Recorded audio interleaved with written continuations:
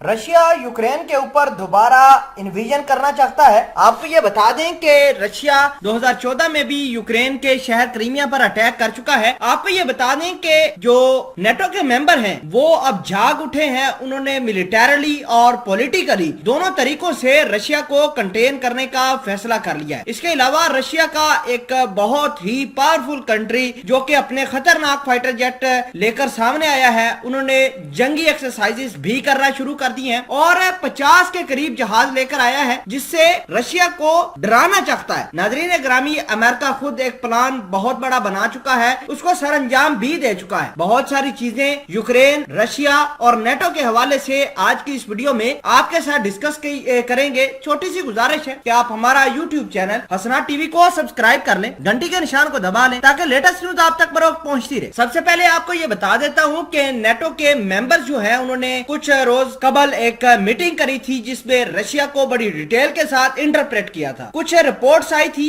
जिससे ये साबित होता है कि रशिया जो है दोबारा यूक्रेन के ऊपर अटैक करना चाहता है। आपको ये बता दें कि 2014 के अंदर यूक्रेन का एक शहर क्रीमिया था, उसके ऊपर रशिया ने अटैक किया था, इन्वेजन किया था और उसको कैप्चर कर लिया था। जिसके बाद अमेरिका ने रशिया के ऊपर काफी सैंक्शन लगाए थे और रशिया की इकोनॉमी बिल्कुल तबाह करके रख दी थी। अब नेटो के मेंबरान उठ खड़े हुए हैं, उनकी फौज जो है उठ खड़ी हुई है और सबसे पहले फ्रांस ने अपना दमखम दिखाया है। फ्रांस के जो एडवांस किस्म के राफेल तैयारे हैं उन्होंने अपनी उड़ान भरी है, जंगी एक्सरसाइजेस करना शुरू कर दी हैं और ऐसे राफेल तैयारे हैं जो न्यूक्लियर कैपेबल हैं, जो न्यूक्लियर कैपेबल होने के साथ साथ न्यूक्लियर वार हेड ले जाने की सलाहियत भी रखते हैं। नाज़रीन ग्रामी, आप सोच रहे होंगे कि ये वही राफेल होंगे जो फ्रांस ने भारत को दिए, तो ऐसा नहीं है। जो फ्रांस के पास राफेल तैयारे हैं वो एडवांस किस्म के हैं, वो न्यूक्लियर वार हेड ले जाने की सलाहियत रखते हैं। बहरहाल इसके अलावा जो यूके का एक एयरक्राफ्ट कैरियर भी है वो भी आर्टिक ओशन के आसपास घूम रहा है। इस एयरक्राफ्ट का मकसद यही है कि वो बराबर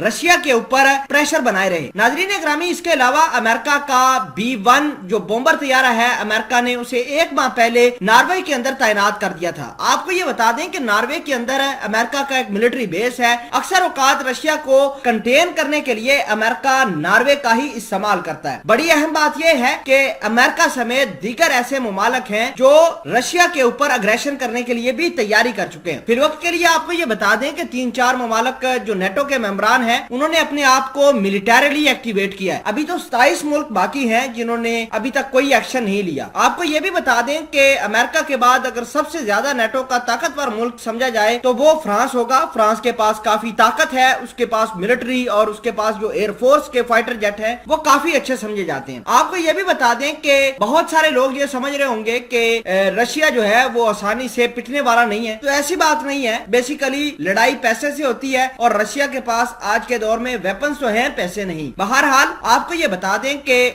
क्रीमिया को लेकर, यूक्रेन को लेकर रशिया और नेटो काफी एग्रेशन दिखा सकते हैं।